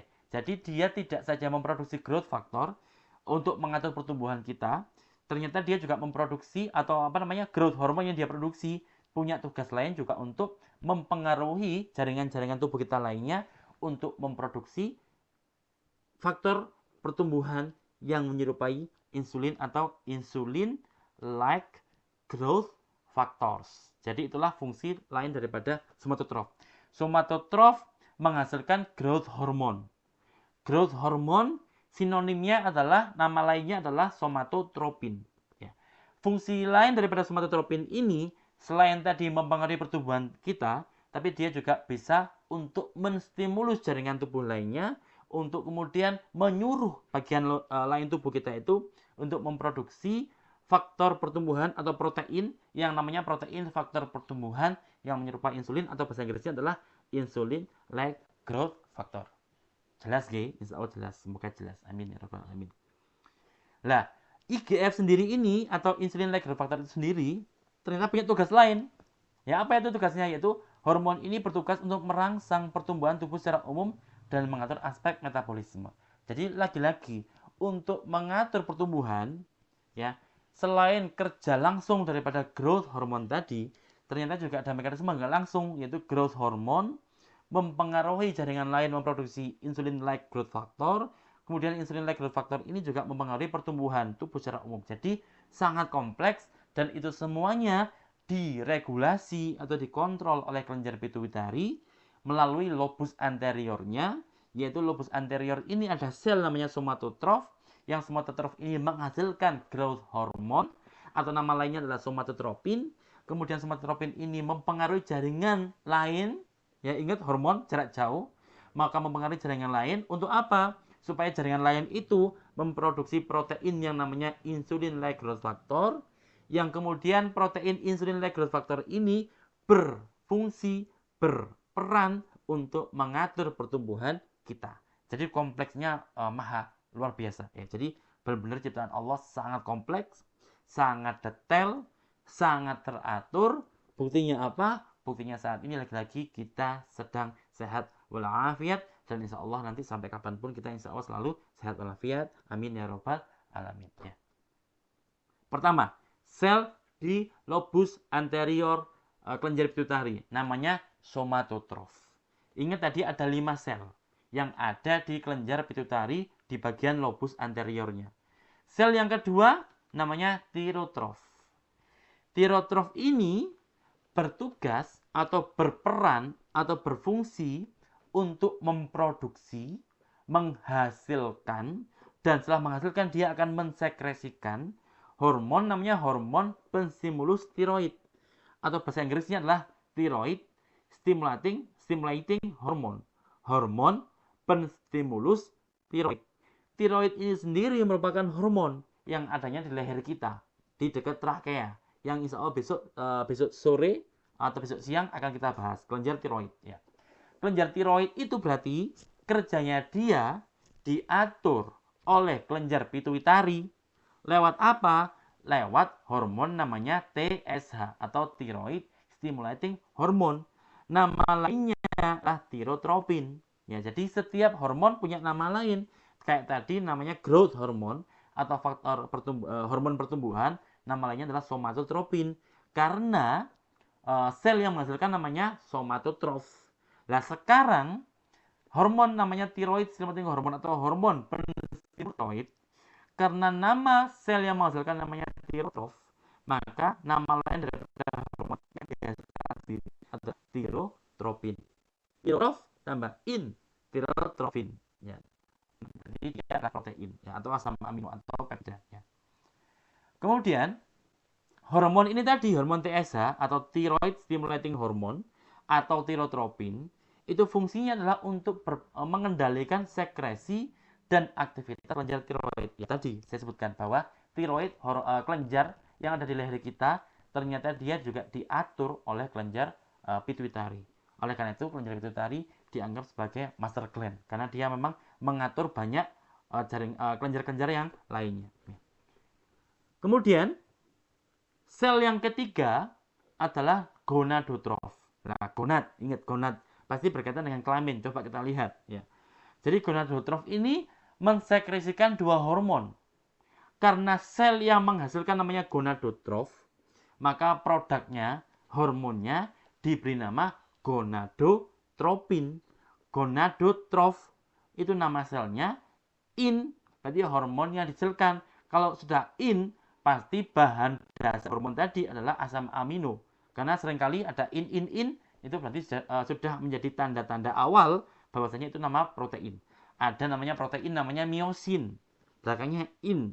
Ada juga protein namanya aktin, belakangnya in. Ada namanya adalah nama lain nebulin, in, protein. Ada protein namanya titin, in, dia protein. Ada protein namanya dystrophin, in, protein.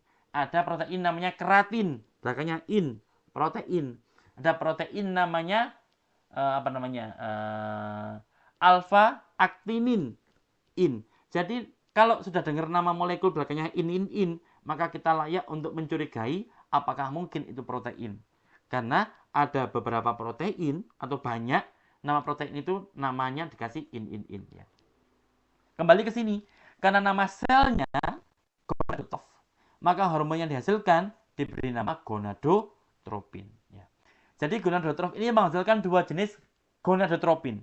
Apa itu? Yang pertama yaitu hormon follicle stimulating hormone atau FSH. Insya Allah ini semua jenengan sering dengar ya. Ketika SMP, ketika SMA sering mendengar namanya follicle stimulating hormone. Yang mana follicle hormone ini yang bekerja setiap bulan. Ya, salah satunya momen yang terpenting yang ada keterlibatan hormon ini kalau jenengan setiap bulan ada tamu bulanan. Itu salah satunya merupakan dampak atau efek daripada kinerja follicle stimulating hormone ini. Atau kalau kita terjemahkan di Indonesia, berarti hormon penstimulus follicle atau hormon pendorong follicle. Banyak terjemahannya bebas ya, selama tidak berubah maknanya yang sangat signifikan.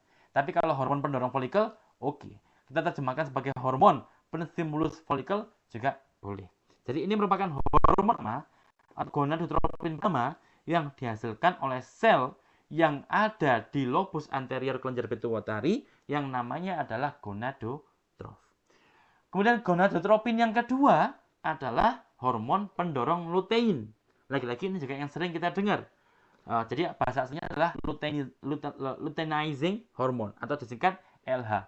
Jadi LH merupakan gonadotropin yang kedua yang dihasilkan oleh sel gonadotrof, yaitu sel yang terdapat di lobus anterior kelenjar pituitari. Coba dibayangkan ya, insya Allah biar jelas ya, apa itu pituitari, apa itu lobus anterior, apa itu hipotalamus, supaya tidak bingung. Jadi mohon untuk dipahami. Jadi kalau yang hari ini belum paham, silakan melihat di YouTube, bisa dibolak-balik. Insya Allah nanti akan saya unggah paling lambat adalah besok malam. Insya Allah besok pagi sudah bisa dipelajari lagi.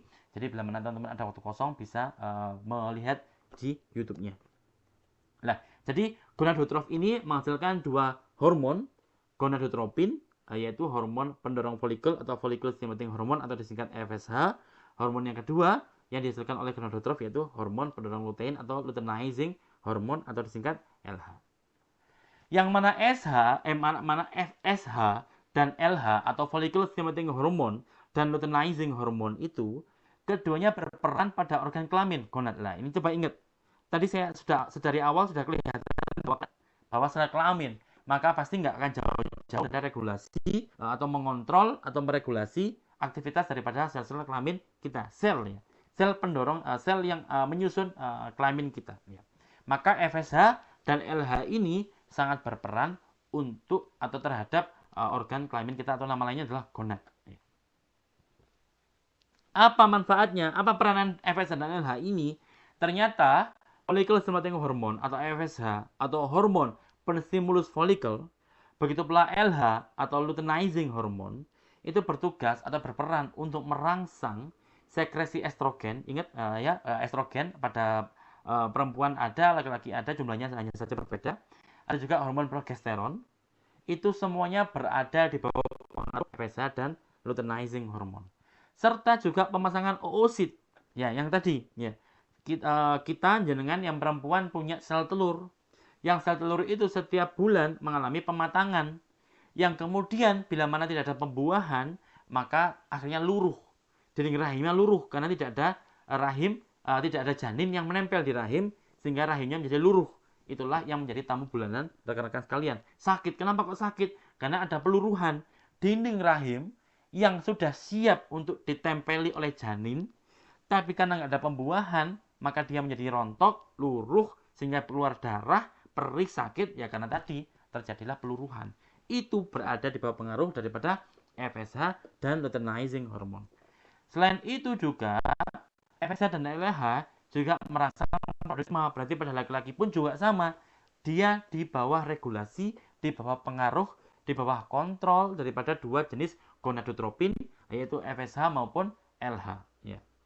Kemudian juga sekresi testosteron ya di testis itu juga karena testosteron ini bertugas untuk mengatur ciri-ciri sekunder pria ya. Contohnya adalah suara yang membesar, kemudian kumis-kumis itu juga berada di bawah kendali testosteron.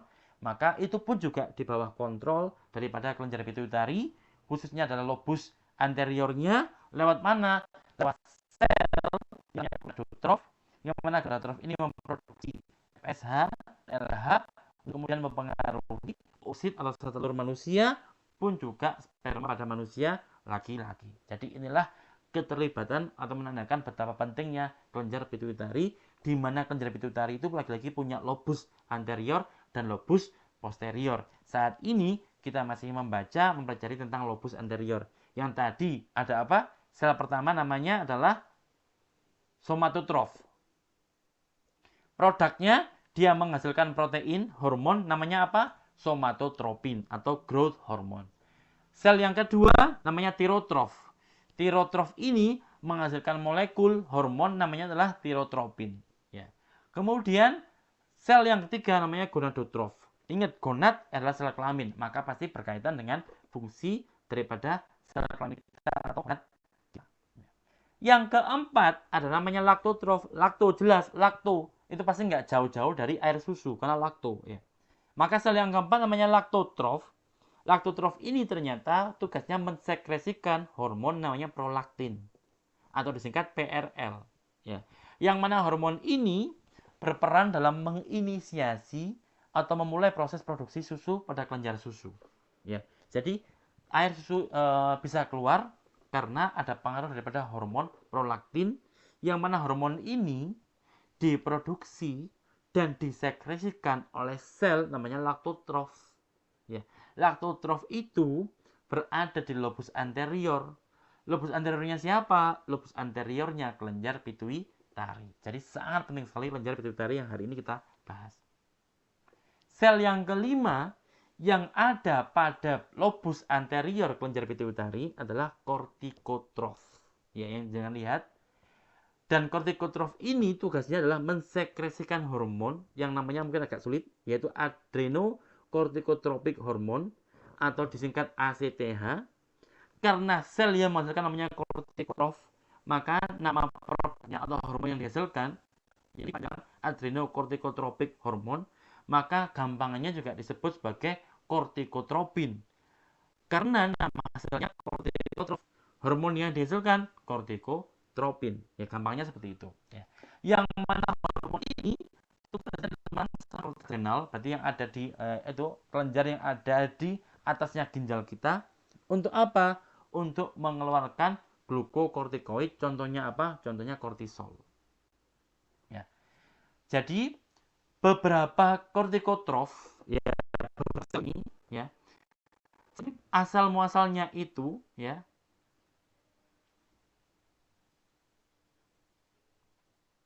jadi selain menghasilkan tadi kortikotropin, sel kortikotrof ini juga mensekresikan namanya adalah hormon pendorong melanosit atau hormon penstimulus melanosit atau melanocyte stimulating hormone. Kita ingat melanin itu apa? Melanosit itu sel yang memproduksi melanin. Saya ulangi lagi, melanosit atau melanocyte bahasa Inggrisnya itu merupakan sel yang ada di kulit kita, ya, di lapisan epidermis, ya, yang paling bawah, ya, yang mana sel ini bertugas memproduksi melanin.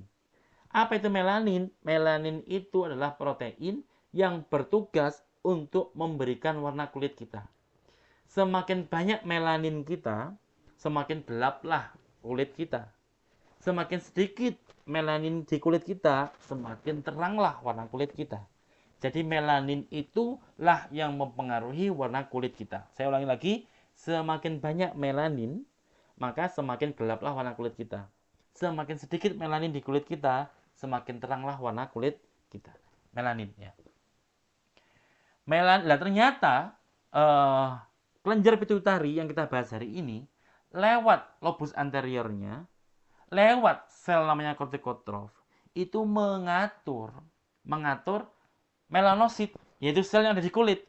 Makanya lagi-lagi, mengapa kok kelenjar pituitari itu disebut sebagai master gland? Karena memang jangkauan kinerjanya kelenjar pituitari itu sangat luas sekali. Sampai kulit-kulit sekalipun juga tidak lepas daripada pengaruh kelenjar pituitari, khususnya oleh sel namanya kortikotrof, yang mana sel ini letaknya ada di lobus anterior kelenjar pituitari.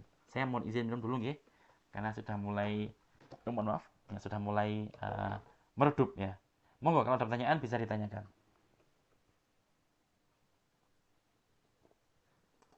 Baik. Berikutnya, jadi kelenjar pituitari itu ternyata juga mengatur atau mengontrol sel-sel yang ada di kulit kita, yang mana sel-sel di kulit kita ada namanya sel melanosit, yang mana kalau sudah melanosit nggak perlu ditambah sel karena site atau sit di belakang itu artinya sel. Maka melanosit yaitu sel yang menghasilkan melanin yang mempengaruhi warna kulit kita. Itu pun kerjanya dia, aktivitasnya melanosit itu tidak lepas dari pengaruh kelenjar pituitari, yaitu lewat lobus anterior, lewat sel yang namanya kortikotrof. Ya. Ini kita skip. Ya, jadi ini merupakan rangkuman daripada hormon-hormon yang dihasilkan oleh kelenjar pituitari. Coba kita hitung ada berapa? 1, 2, 3, 4, 5, 6, 7. Ya, berarti ada 7 sel. Di lobus anterior kelenjar pituitari ada 5 sel. Yang 5 sel itu menghasilkan 7 sel. Coba kita lihat. Somatotrof, sel yang namanya somatotrof itu menghasilkan human growth hormone atau hormon pertumbuhan manusia. Nama lainnya adalah somatotropin. Mengapa? Karena sel yang menghasilkan namanya adalah somatotrof. Kemudian, jadi kalau hipotalamus melepaskan hormon namanya adalah GHRH, yaitu growth hormone releasing hormone, atau nama lainnya adalah somatokrinin. Jadi hipotalamus ngirim sinyal berupa molekul hormon namanya somatokrinin, atau nama lengkapnya adalah growth hormone releasing hormone, atau kalau kita terjemahkan hormon pelepas hormon pertumbuhan. Kita balik. Maka kalau hipotalamus mengirimkan sinyal berupa molekul hormon namanya ini somatokrinin sampai nanti ke kelenjar pituitari, diterima oleh somatotrof, maka nanti somatotrof akan menghasilkan hormon namanya hormon pertumbuhan yang nanti hormon pertumbuhan tadi mempengaruhi pertumbuhan tubuh seseorang. Ya, jadi urutannya seperti itu.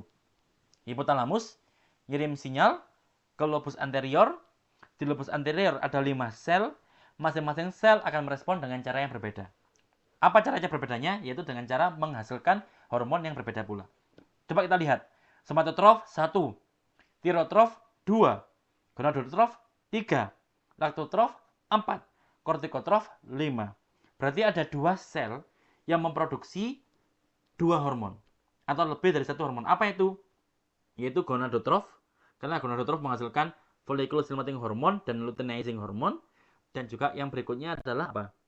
Kortikotrof. Kortikotrof menghasilkan ACTH atau adrenocorticotropic hormone, atau nama lainnya adalah kortikotropin.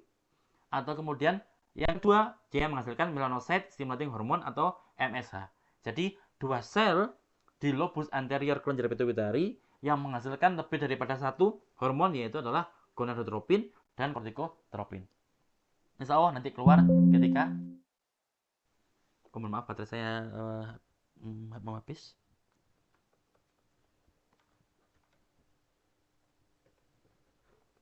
Ya. Jadi urutannya, hipotalamus ngirim sinyal berupa hormon diterima oleh kelenjar pituitari, lobus anterior akan akan respon dengan melepaskan hormon.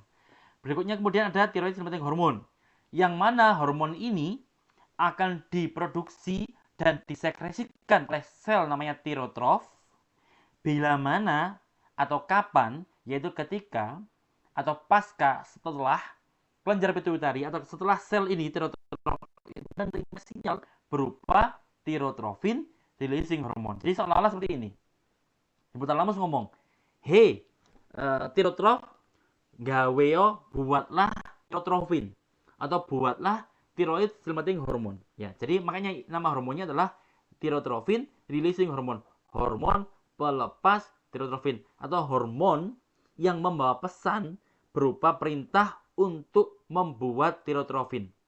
Makanya nanti tirotrof akan menerima tirotrof dan dia akan merespon dengan cara membuat tirotropin. Kemudian setelah membuat akan dilepaskan.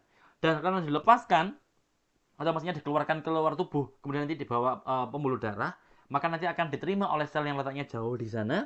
Untuk kemudian sel yang jauh di sana tadi akan merespon dengan respon yang memang dikehendaki oleh hipotalamus. Jadi itulah betapa canggihnya sistem endokrin di tubuh kita. Kita next. Nah, kalau kita tinjau, ya kita tinjau dari bahan asal muasalnya, maka ada hormon dia berupa glikoprotein. Jadi protein yang berikatan dengan gliko, ya, glyco, ya, sugar, gula. Ya. Ada juga hormon yang bahan dasarnya adalah kategori growth hormone. Ya, contohnya apa? Contohnya adalah growth hormone, laktin. Jadi hormon ini masuk kategori growth hormone atau keluarga prolaktin. Kemudian ada hormon yang ketiga, yaitu ini kita ngomong golongannya. Yaitu ada pro-oblomelaanocortin family, POMC. Ya. Yang mana hormon ini nanti sangat luar biasa kompleks. Ya. Jadi inilah nanti hormon-hormon inilah yang diproduksi oleh lobus anterior. Kita sekarang dari tadi hanya membahas lobus anterior, belum membahas lobus posterior. Menunjukkan betapa kompleksnya, pentingnya peranan daripada kelenjar pituitari kita. Hanya lobus anteriornya dulu. Nanti kita bahas yang posteriornya. Nah, ini tampilannya. Jadi ini merupakan struktur daripada gonadotropin. Ada namanya FSH, ada RH. Ingat, gonadotropin itu hormon yang dihasilkan oleh gonadotrof, yaitu sel yang ada di lobus anterior. Strukturnya adalah seperti ini. Alpha beta, dia punya subunit alpha beta, ada luteinizing hormone alpha beta, ada namanya HCG yang dia adanya di plasenta, juga sama alpha dan beta. Jadi ketiga gonadotrofin ini sama-sama memiliki subunit alpha yang identik, betanya berbeda-beda. Ini hanya menunjukkan bahwanya struktur hormon yang dihasilkan itu memang berhubungan erat, karena memang pabriknya ya sama, ya sama-sama di kelenjar pituitari, yaitu di lobus anteriornya. Sudah.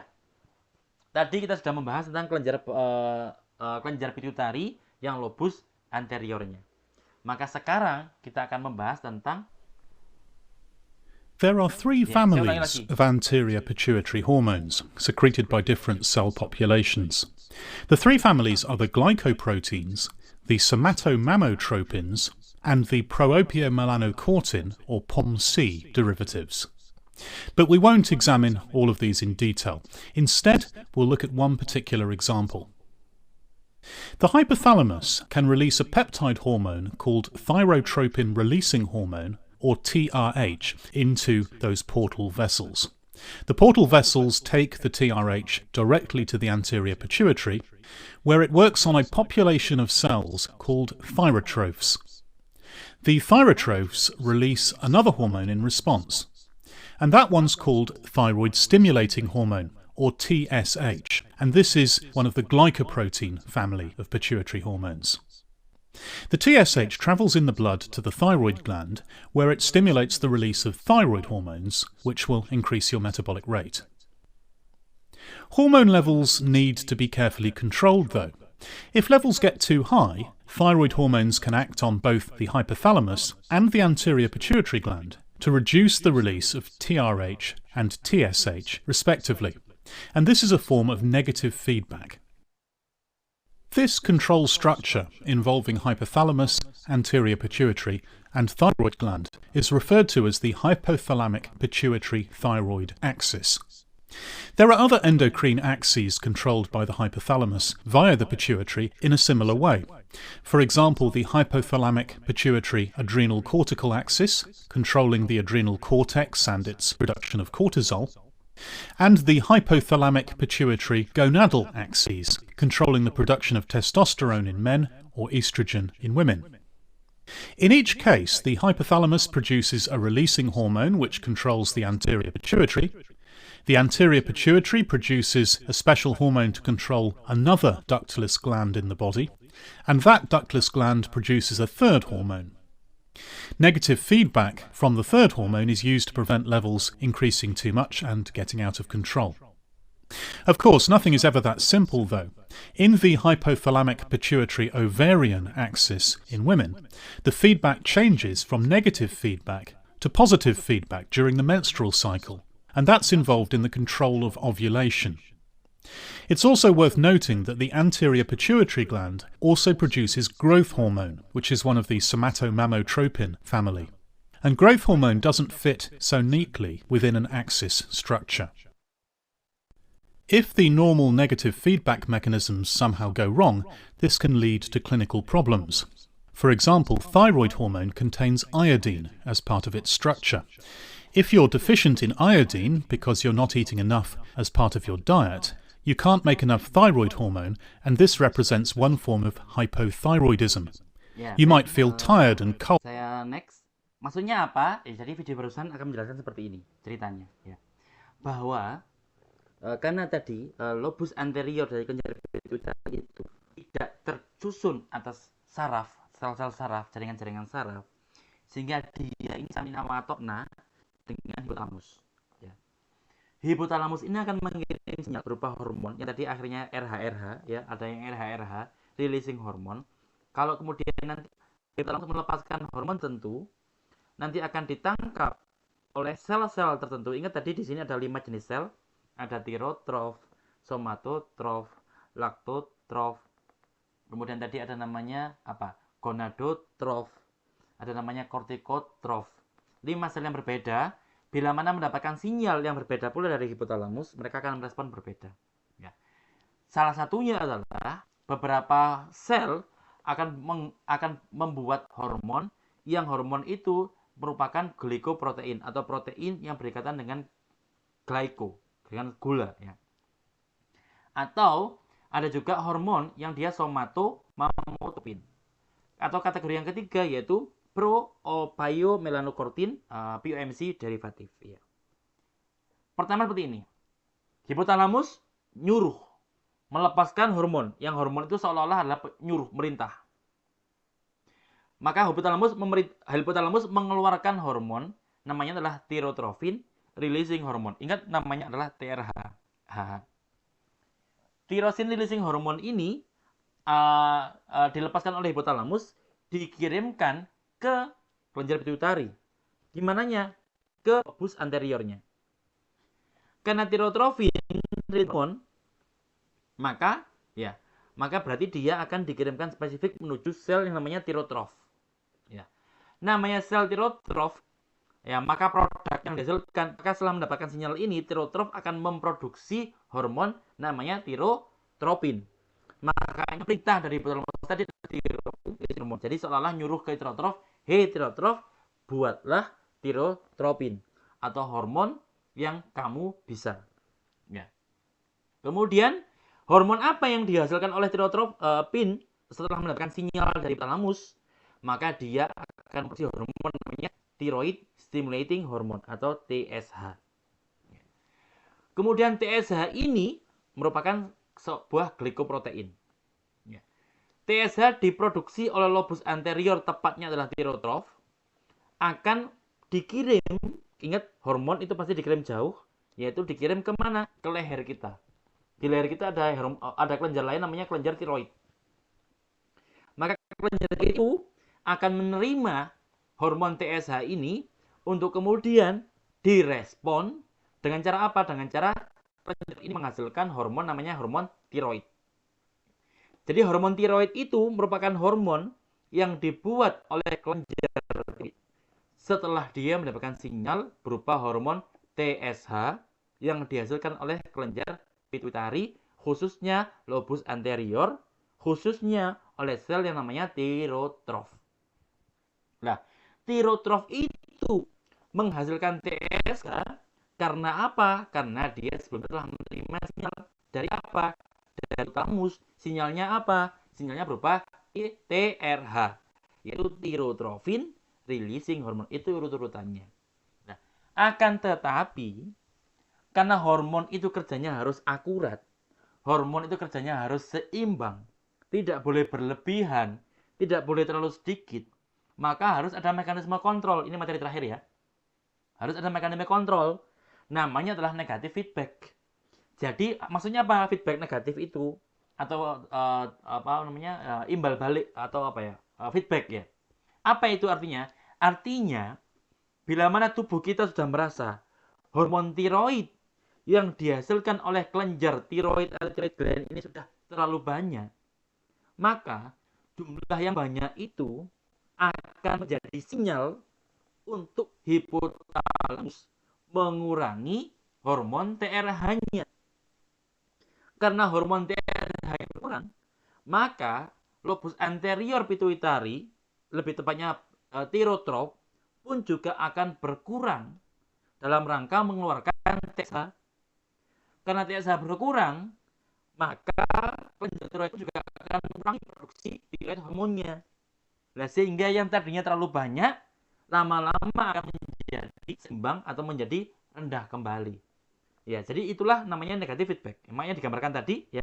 Tapi sebelum itu apa sih manfaat daripada hormon tiroid? Nah, hormon tiroid itu fungsinya untuk meningkatkan laju metabolisme. Ya. Sehingga kalau hormon tiroidnya terlalu tinggi, maka metabolisme juga akan terlalu tinggi, akan semakin cepat. Nah, oleh karena itu supaya nggak terlalu cepat, maka harus dikontrol ulang. Dengan cara apa? Ya tadi, negative feedback tadi. Maka bila mana laju metabolisme itu sudah tinggi, sebagaimana yang diinginkan oleh hipotalamus, maka kadar hormon tiroid yang sudah tinggi itu akan menjadi sinyal untuk memerintahkan hipotalamus untuk mengurangi produksi hormon tiroid. Jadi semua ini akan bersambung. Oleh karena itu digambarkan semacam ini ya. Ya, gambarkan semacam ini ya. Jadi hormon tiroid ini akan memerintahkan hipotalamus untuk mengurangi TRH-nya.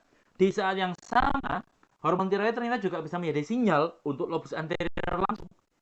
Jadi hormon yang banyak itu akan menjadi tanda-tanda bagi hipotalamus dan lobus anterior untuk stop, jangan membuat hormon lagi.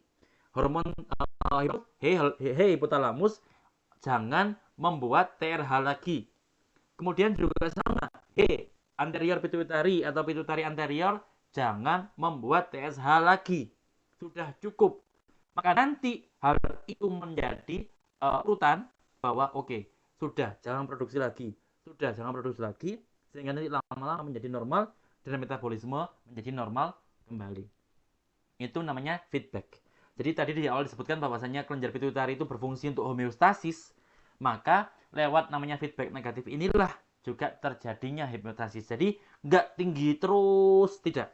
Jadi tubuh kita itu harus kayak tadi, waktunya tinggi ya tinggi, tapi jangan tinggi terus. Habis tinggi rendah, normal kembali. Nanti kalau diperlukan tinggi lagi. Kalau sudah normal kembali, diperlukan tinggi lagi. Jadi terus naik turun secara kalau diperlukan. Ya itulah yang kita sehat adalah seperti itu. Dan itu semuanya berada di bawah pengaruh kelenjar pituitari, khususnya lobus anterior. Dan ya waktu kita sudah selesai. Jadi alhamdulillah kita membahas sampai terakhir untuk kelenjar kelenjar pituitari, khususnya bagian anterior. Sayangnya posterior belum. Nanti insya Allah akan saya buatkan video, atau nanti insya Allah ketika saya mengajar kelas lain, bila mana saya di kelas lain bisa sampai ke materi yang berikutnya, nanti akan saya sampaikan. Tapi intinya apa? Teman-teman bisa mengakses di YouTube semua insya Allah. Kalau karena seringkali ya tanpa saya sengaja, tanpa saya rencanakan, saya ngajar kelas lain itu bisa jadi materinya bisa berbeda. Bisa jadi karena ceritanya berbeda sehingga di kelas lain terlalu panjang, di sini mungkin terlalu pendek, atau sebaliknya, sehingga antara kelas itu berbeda. Sehingga untuk mengatasi hal itu saya unggah ke YouTube semuanya, jadi teman-teman bisa melihat kalau teman-teman punya waktu luang dan berminat untuk mendengarkan di YouTube-nya. Nah, terakhir, feedback negatif itu tidak hanya terjadi di seperti ini. Ternyata ada banyak feedback negatif. Ya, misalkan di sini karena yang terlibat adalah thalamus, anterior pituitari, thyroid gland, maka gambar semacam ini atau sinyal semacam ini, bentuk komunikasi semacam ini disebut sebagai aksis hipotalamik pituitari thyroid. Hipotalamik pituitari thyroid. Di tempat lain ada namanya hipotalamik pituitari adalah cortex. Jadi nanti akhirnya adalah hormon kortisol. Maka kalau kortisolnya sudah sangat tinggi, maka menjadi sinyal untuk thalamus, jangan lagi produksi CRH. Di yang sama bilang, pituitari jangan memproduksi adenokortikotropin hormon lagi, karena jumlah kortisolnya sudah sangat tinggi. Sehingga nama komunikasi atau nama feedback semacam ini sebagai hipotalamik pituitari adrenal cortical axis. Ya. Kemudian berikutnya ada juga namanya ini, melibatkan rias ovaris sama testis, maka aksis semacam ini dipakai hipotalamik pituitari gonadal aksis. Ya, Pak, ini kenapa aksis? Karena dua, ovaris sama testis itu kan beda, prosesnya berbeda. Cuma di sini digambarkan supaya sama, sehingga dua jamak maka pakai istilah akses. Sedangkan yang ini aksis dan aksis, seperti itu. Jadi teman-teman, alhamdulillah kita sudah sampai di titik ini. Ya, insya Allah saya masih ada tanggungan posterior, jadi akan saya sampaikan di tahapan berikutnya. Karena waktunya sudah sangat malam, mari kita tutup. Semoga apa yang kita pelajari hari ini bisa bermanfaat di dunia wal akhirah. Materinya masih sangat banyak sekali sudah saya siapkan, tapi insya Allah nanti pada waktu akan kita bahas. Tutup perkuliahan kita malam ini dengan membaca doa penutup majelis. Sebentar. Ada banyak slide, jadi nggak akan ada habisnya ilmunya itu.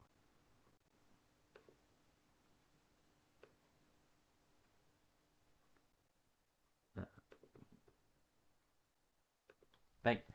Bismillahirrahmanirrahim. Rabbana wafa'na bima 'allamtana. Rabbi 'allimna alladhi yanfa'una. Rabbi faqihna faqih ahlana wa qarabatin lana fi dinina ma ahlil kudri unsa wa dhakar. Rabbi wafiqna wafiqhum lima tartadi qawlan wa fi'lan karama warzuqil kulla halalan daima wa akhilna atqiya'a ulama nahdha bil khairi wa nukfa kulla syarr. ربنا أصلح لنا كل الشؤون وأكرم بالرضا منك العيون واقض عنا ربنا كل الديون قبل أن تأتينا رسل المنون واغفر استر أنت أكرم من ستر وصلاة الله تغشى المصطفى من إلى الحق دعانا والوفاء بكتاب فيه للناس شفاء وعلى الآل الكرام الشرفاء وعلى الصحب المصابيح الغرر.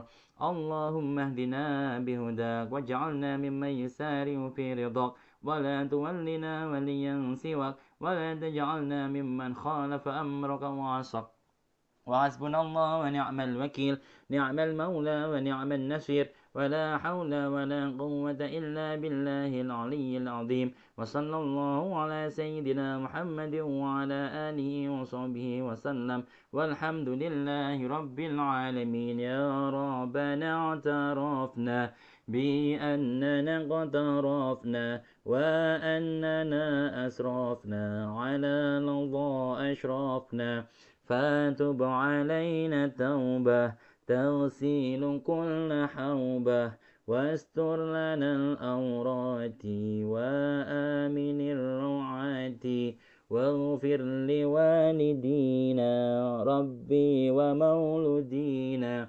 والأهل والإخوان وسائر الخلان وكل ذي محبة أو جيرة أو صحبة والمسلمين أجمع آمين رب فاسمع فضلا وجودا منا لا باكتساب منا بالمصطفى الرسول نهضى بكل سول صلى وسلم ربي عليه عد الحب وآله وصحبه عداد طاش صحبي والحمد للإله في البدء والتناهي والحمد للإله في البدء والتناهي سبحانك اللهم وبحمدك أشهد أن لا إله إلا أنت أستغفرك وأتوب إليك والسلام عليكم ورحمة الله وبركاته.